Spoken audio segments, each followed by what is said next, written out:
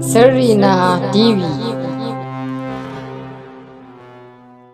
Za mu fara muku da mutum na farko kuma na ƙarshe, Auta MG Boy. Idan aka ce za a lissafa mawaƙan kannywood shahararru waɗanda suka shura ɓangaren harkar waƙa ta soyayya, dole za a sa da Auta MG Boy saboda ya yi suna ne a shekarar 2018 zuwa 2022. Auta MG Boy shi ya duk wasu waƙoƙi na cikin shirin farin wata.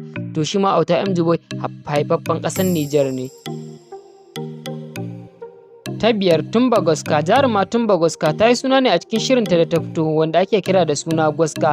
Jarumar ta yi suna ne a cikin wannan shiri, kuma sannan wannan sunan da aka ƙara mata na Goska ya samo asali ne daga wannan sunan fim ɗin da ta yi wanda ake kiran shi da Goska. Ita ma jarumar haifaffiyar ƙasar Nijar ce.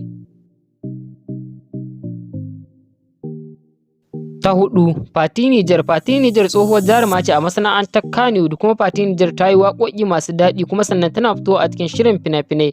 Fati Niger da sunan Fati Niger ya samo asali ne daga ƙasar ta wanda ake kiranta da Fati Niger. Ita ma Fati Niger jarumar 'yar asalin Niger ce.